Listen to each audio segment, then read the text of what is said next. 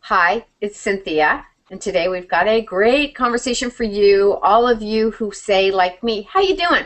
I'm so busy I can't get anything done. I live in overwhelm. I've got too much to do. It's not possible to do, and I'm the one, I'm probably worse than anybody at saying that if you ask, how you doing? I never say great. I always say, I'm overwhelmed. I've got too much to do. Anyway, we are now on the countdown to the end of the year, and I have a very good friend of mine here. She's actually served with me and helping me scheme great plans and programs. Her name is Terry Monaghan, and Terry is the CEO and founder of a company called Triage. And what she does is she goes in and consults with business leaders, organizations, overwhelmed entrepreneurs, and says, look, let's look at what's overwhelming you and let's find a plan to get this off your plate, because you're probably like me. You're doing a lot of stuff that really is able to be deployed to somebody else. But no, we, especially women, we got to hold on to all that stuff. So welcome, Terry. I'm thrilled you're here. Oh, Cynthia, I'm so happy to be with you today. Looking forward to the conversation. Oh, me too. I've been begging you for a long time to come and work with us. So this is, what I'm really excited about is we're actually going to be able to share this on a very broad platform. A lot of things that we do is shared in a smaller group. So I'm thrilled we've got this, and I hope you're going to share what we're learning today. So first question out of the box. End of the year is coming. What do we do to exit this year and start planning for the next year? Well, start planning for the next year. In fact, most of my clients actually began planning for next year last month, the month before, because we're not looking at just what's in front of us today, next week, the week after. We're looking on a much longer time frame. When we're looking right here, we kind of get, oh my God, there's so much happening and there's no time left. But when you plan on the longer framework, then it's just much more easy to be relaxed and deal with it. I've got clients who are closing in on the best years they've ever had, but they're approaching the end of the year in a very relaxed way. Right. I think when you feel like you've kind of got a sense of control, but when people call you in, at the point they go, Terry, I need you to come work with me, where are they? Where are they at that point when they throw in the towel and they say, okay, I got to have some help here? Where are they in terms of their life or their business? And where do you come in and insert yourself so that you begin to get control? Okay, very good. Well, almost invariably where they are, they're already very, very successful. They're at the top of their game. They're either at the top of their organization, they're one of the top people in their organization, or they are the entrepreneur. They're very successful. They want more. And in many cases, they know all the things they need to do to get more, but they're faced with, how on earth are we going to fit that in? Oh my God, I think the only time I have available is 3 a.m. if I just give up sleeping. And so they're tearing their hair out because they want more and they just can't see how to do it. And what I start with when I go in is, first, I give them more time. I can usually give somebody at least 2 to 3 hours of productive time every day in the first 1 hour, 2 hour conversation. Then they've got room to breathe, and we've got room to work. I like it. You're like the time fairy. I think I would much rather have a time fairy than anything else. It really is true. The most successful people get a lot done. We've all heard the saying, if you want something done, give it to a busy person. But today the world is shifted, and I think it's more challenging than ever because we're on 24/7. You can be connected, you can be working, you can be going around the world in terms of your communications, and there's message, information coming at you all the time. So is it a matter of discipline? What is it a matter of? Well, I think discipline is a part of it. Just because you can be on 24/7 doesn't mean you should be on 24/7. I think that we've gotten very reactive to all of the technology. We've forgotten that it's a tool to enable us to be in communication, and we're reacting to it like it's the boss of us, which is not a good idea. That I think is a really good point. We react and interface with the technology that's at our disposal as though it's another being. as though it is taking precedence or priority and has the privilege and right to interrupt us, as though everything it wants to share is of an urgent nature or very important. And the way we send messages now, it's urgent, and it's like, I almost feel like when I look at all the email coming in, which is sometimes important emails I need to read get missed because there's so many messages coming in, but it seems like they all scream the subject line, read me, urgent, read me, attend this, buy this, go here, do that. It's pretty crazy. So do you find that you have clients who are sharing the same kind of view on the world today? I think a lot of people are dealing with this whole notion of information overload and the fact that, email is never ending, text messages are never ending, things push through to the smart, they've got their smartphone all but implanted in the side of their head. And, I loved when we got those earpieces because we could really look like either Uhuru from Star Trek or the Borg. But I'm really an advocate of, remember, this is a tool. If it's not making life easier for you, you're doing it wrong. Right. And too many people, as I said, we're like Pavlov's dogs sometimes when there's a buzz on our smartphone or a ding on our email. The thing about it is, and with overwhelm, it's one of those things that contribute to the fact that on average we're being interrupted every 6 minutes throughout the day. At least once every 6 minutes. Wow. The downside is it takes us 10 to 20 minutes to bring our focus back to what we were working on. Now, just think about that. You're interrupted every 6 minutes, and it's going to take you 20 minutes to bring your focus back. Pretty much the first interruption of the day will really mess up your entire day.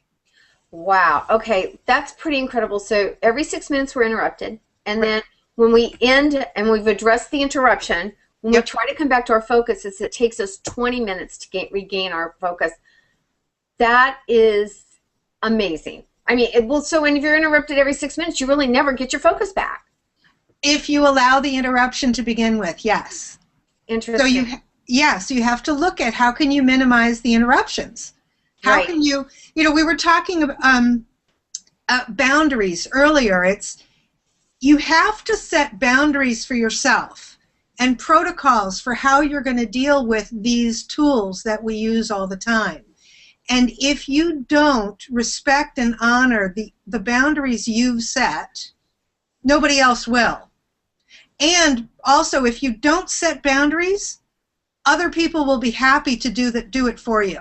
And it won't be to your benefit. I think this is really good because I want to tee up what we're talking about here. Number one, we're continually interrupted. If we don't take back control of that, what happens is the delay in getting back to the focus we need to accomplish the great things that we're already doing today and changing the world and building our careers and running our companies. It's really distracting us from being really, truly productive and moving the ball forward. I think that's interesting. And I think the planning. So, I know you said you'd like us to start before today to start planning for next year. But you and I had a chance to talk briefly yesterday, and you shared with me while we're doing our hangout how and I think this is really interesting to talk to the time manager, the time teacher, how to do it. Share with us a little bit about what you've got going on for planning your year, because you may give some great tips here so that when we come back at the beginning of the year, you can share some insights with us on what we should be doing. Absolutely. Well, I'm going to move the camera for a second to show you. So do you see all this stuff behind me here? Unbelievable. I took this is desk calendar size pages. And in fact, I found one that is a static cling one. So it literally just sticks to the wall comes on and off. Oh, awesome. I put up the entire year next year. So I've got a calendar on my wall here that's 88 inches by 51. And then I went through and I marked off all of the time that for me is non-negotiable. When am I taking my vacations? When are the holidays? Things like that. I marked off trips that are already in my schedule for next year. And then I started looking at the work that I'm doing with my private clients, and I blocked off the days that I'll be doing that work. And I was looking at all the different things I want to be introducing, new programs and the like. I was, one, making sure that I have the space to do what I'm trying to do, and that I've also thought through what's it going to take. If I do a workshop, for example, what do I also need to do to have the whole workshop happen? So I kind of think through all of it, and I put it all up in Post-it notes so I can move it around while I'm thinking about it. But I'm only a day or so away from having this plan nailed for next year. And then what I do every day is very clear. Right. And you back to your time for those unexpected emergencies. I mean, you build in and say, okay. Oh, of course. So you've got that there too. There are very few emergencies in consulting, for one. Two, people have a warped sense of what is and is not an emergency. Mm-hmm. And somebody else's emergency is not necessarily mine. You know, you and I both know from personal experience, there are a couple of things that are legitimate emergencies for which we are going to drop everything and deal with it. Right. Right? The 80% of everything else that people react to like emergencies are really just lack of planning or somebody reacting, not responding. And I'm very much a fan of responding. So let me ask you this. How much downtime do you, I feel like we Americans have really given up our sense of honoring a vacation. Like we became a no vacation nation. And I feel, and I strive and I struggle with this. One, I think we feel extraordinarily guilty when we take a vacation. But for me, my job is really to be a thinker. My job is to share compelling, innovative ideas. And if I'm always working, I can't get to doing the research, the reading, the thinking, the process I need to do to share what we're learning today, all these things that I go out and find and I want to bring and share with our world. So how do you master that? I mean, because I really feel like that's an important part of my job, but then I feel like, well, I'm a slacker if I'm going out taking vacation and thinking and reading and, you know, breathing in the world for a moment. Great question, Cynthia. The truth is, with all of my clients, I almost have to force them to work less, to take more time off. And you have to schedule it. You know, we tend to think, well, I'll fit that in when I have time. Right. We don't have time. Right. So, but if you plan it out first, like mark your time off first, everything else really will flow around it. And by the way, there's a difference between your downtime, your time off, and what you just mentioned, your thinking time, your real creative time. My mentor says you have to schedule several days, you know, schedule time on a regular basis to just think. And since we don't do our best thinking sitting in front of the computer or in our office generally, you know, get out. Go someplace else. For me, I usually take a week at the beach in Florida in the winter, not as a vacation, but as a place to go to give myself a completely different environment where I really get a lot of thinking done. I usually get an enormous amount of writing done. I get a lot of work done with clients, but I get a lot of planning done as well, just because I'm in a different place, so my brain can now work, right, do that thinking. The other thing is I've got time scheduled on a regular basis in my calendar for that kind of creative work, and it's scheduled first, so that I'm trying to fit it in somewhere, jam it in. So let me ask you this. When you're setting up your master war room calendar plan, which I think is absolutely brilliant, what's the first thing that that has to go on there? What's the first thing that you're going to say, I've got my Post-it note, I begin writing. What's the very first thing that needs to be on your master plan? Time off. I like it. Okay. Vacation. Okay. Time off and vacation. Yep. So that's the first thing that gets blocked in. What do you think is the second most important thing? I do some traveling to different conferences throughout the year, so the travel schedule gets blocked in as well, including I always have the day after I return from a trip as downtime, not Right. scheduled time with clients. So that all gets planned out as well. That's the second thing I put in. That's good. So you kind of go out and you do your research and you say, where are the conferences I should be attending? So that when the year starts, you kind of know where you want to go, Mm-hmm. where you plan to attend, what you plan to do. Yep. So, because I want to have you come back in January, and I don't. So, as we come to the end, give me 3 things we need to do to prepare, and then what you think you should share with us, to start in January when I have you come back on. So, what's the 3 things we should be doing at the end of this year? To prepare for next year? Yeah, yeah. I know we're late. I know. No, it's okay. It's always good to start whenever. One thing is perhaps just sit down with a piece of paper in a comfy place with a glass of wine or a cup of tea, and make a list of what are the